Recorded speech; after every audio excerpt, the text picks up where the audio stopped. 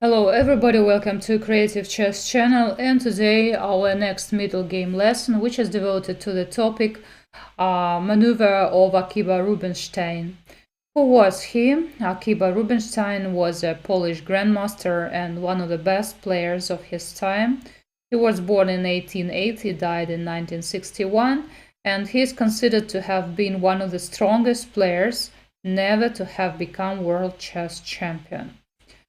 Actually, this maneuver is named after him because first he had this idea and used it into his games. It was played first, this idea was played in 1906. 07 in Karlsbad between Janowski and Rubinstein. He was playing black. And in this position, he played Queen d8.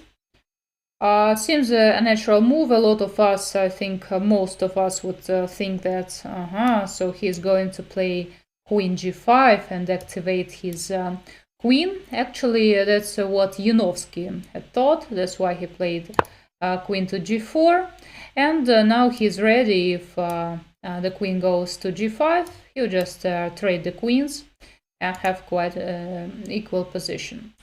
But Rubinstein's idea was another one, unexpectedly for white. He just played Queen b8. It seems that it's quite a strange move, but if we look precisely, we may understand that idea. Now the queen via d8 goes to a7, g1 diagonal, which is very nice. And actually here the queen will be much better than, let us say, on e7. So there were also played some more moves.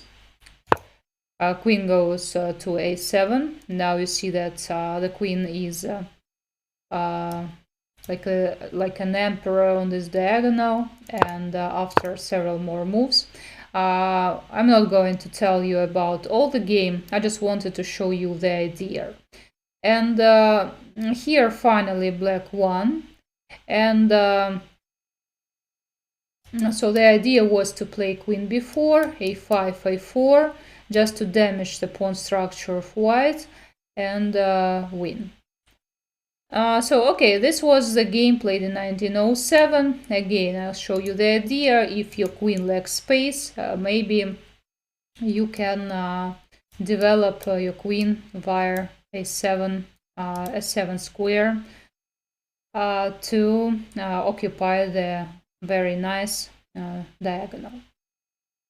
Okay, nearly 100 years passed, and there followed another game, but I think there were a lot of games played with this idea, but we're not going to speak about all, of course, but just a couple more. So this game was played in 1990 between two not very famous players. I don't think that it's even good to know their names. I mean that they're not famous at all. But the idea which was used by black is quite familiar to us already. So what was black's move? So can you please guess? Yeah, guys, you're absolutely right. So the guy playing black just used the Akiba Rubinstein's idea. He saw that he could develop his queen on a nice diagonal and played Queen b8. Took, and g4, check. You see the queen takes the diagonal, and black closes it, playing c5. Rook c1, and now black plays bishop b5, seemingly nice idea, but at the same time it's a mistake, because first they need to retreat with their bishop, because the bishop is a nice one, and that's good. That's why it's better to leave it, to be alive, to be on board. First retreat, and then you may play what you want. You may play bishop b5, so just or do what you want. It's impossible to take the pawn because of the pin, that's why.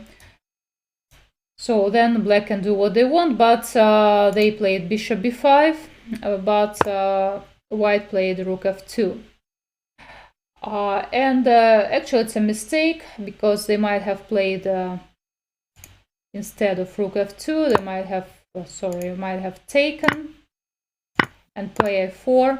And here you see that white's position is more active and they have initiative. Their position is definitely better. But instead they play rook f2, and after taking, you see that this bishop, which survived bad days, is attacking the rook, going to take it. There was played knight to g3. And after some exchanges, black took the pawn. Now they are pawn up. And after queen d2, attacking this file, so they played, black played queen d4. They want to exchange their pawn up, and white is ready to exchange, and bishop c4 was played. I will stop discussing this game right now. Here black won finally their pawn up. Slowly, step by step, they realized their advantage and won this game.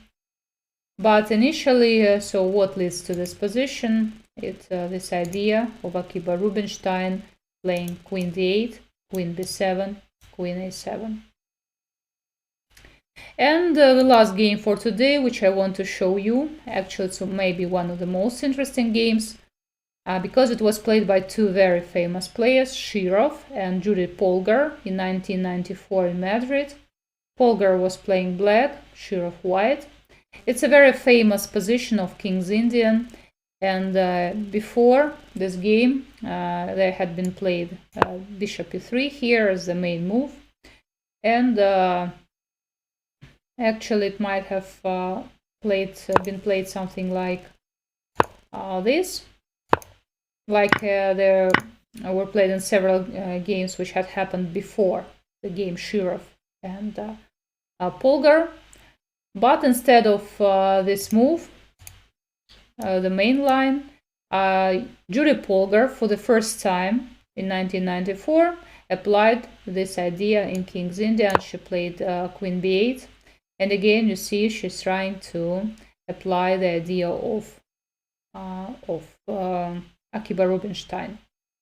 It's very interesting to say that if white tries to prevent black from coming into the diagonal, they're just fooled out by black, because now they return to d8, and they have the whole diagonal ahead of them, because white can't play bishop h4, of course, because it will just be taken.